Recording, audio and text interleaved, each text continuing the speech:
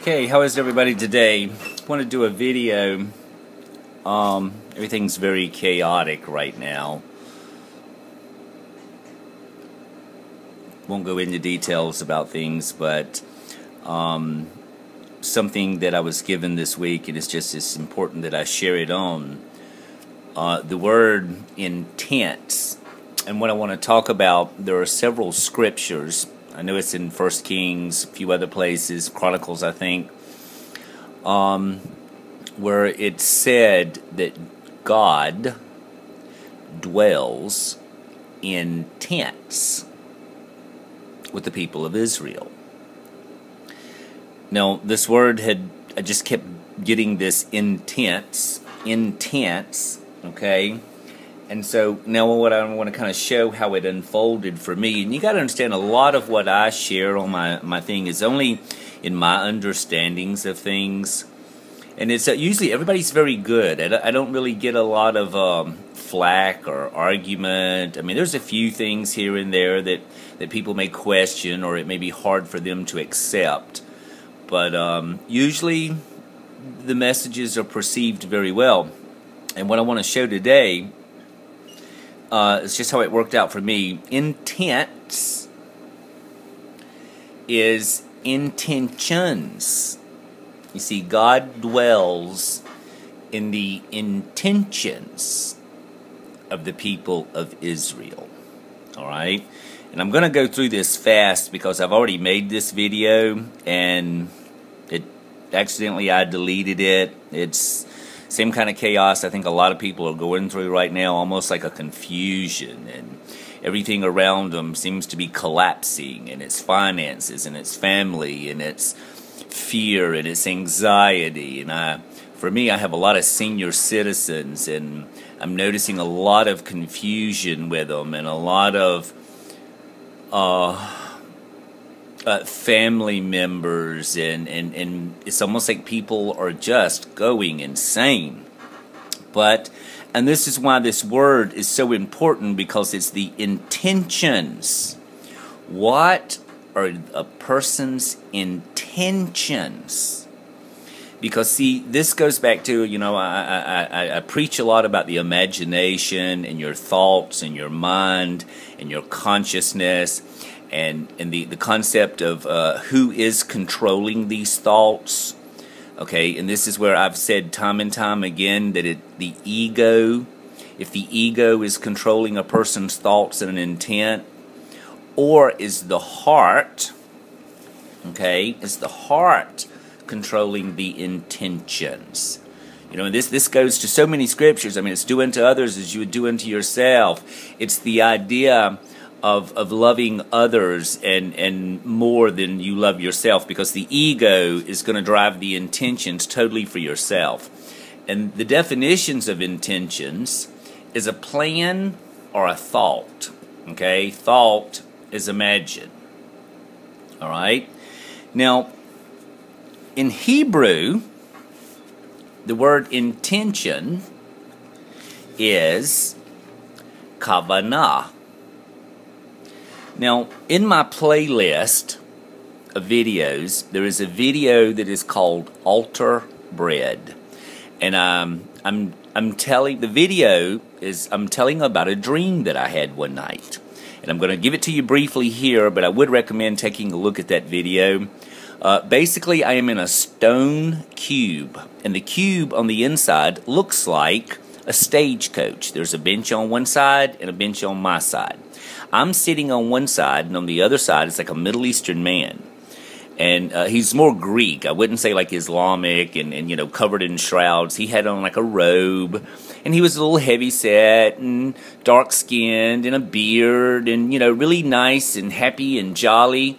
And we're in this cube, and the cube has a window on his side and my side, and we're looking out, and all that we see is blue sky and clouds. Everywhere you look, up, down, left, right, as far as we could see was nothing but blue skies and clouds.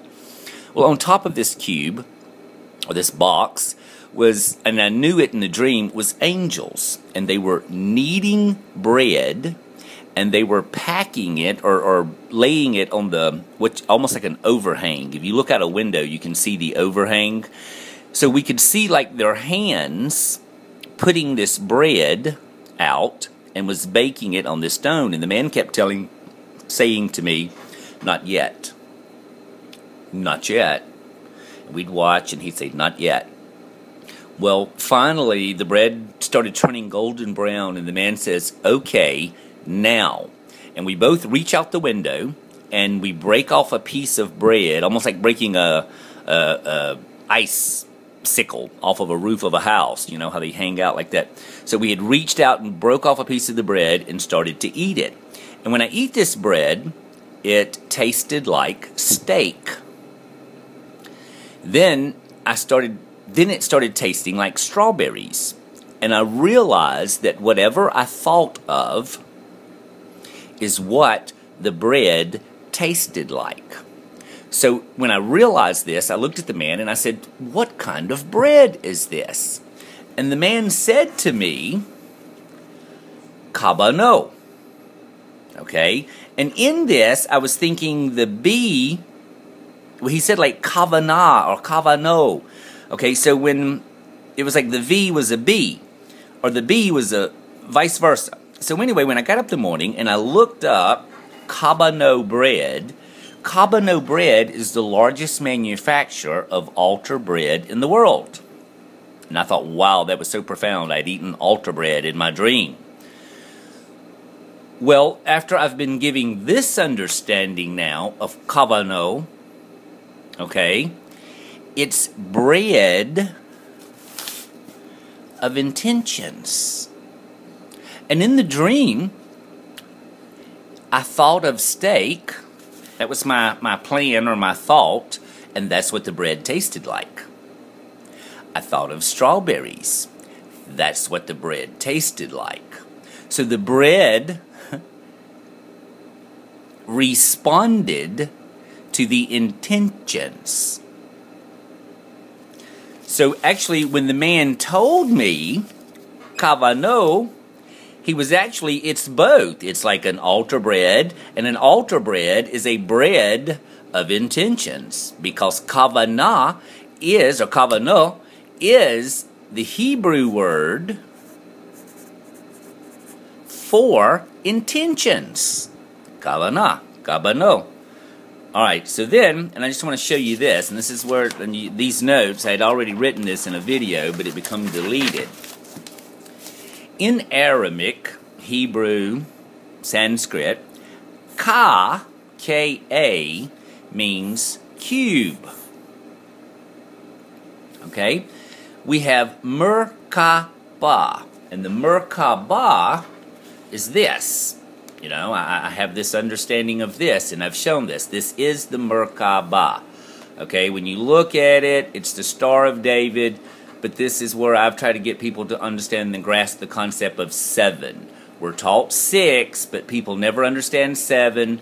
They never understand 8, and 9 is in the center. So Shania, here, that's the gap.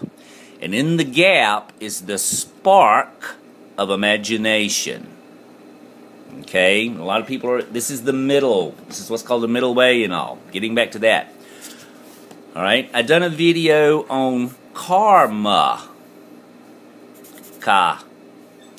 There is Kabbalah. And I don't really know exactly how that thing is drawn, the tree of life, the way they do it. Okay, but it actually looks like a cube that's stacked on another cube. I have done videos about Anatakarana, and Anatakarana is this. It looks like a cube, but it has 3 sevens in it. And it's Sanskrit, this word is Sanskrit for rainbow bridge. Okay? And rainbow bridge is this concept.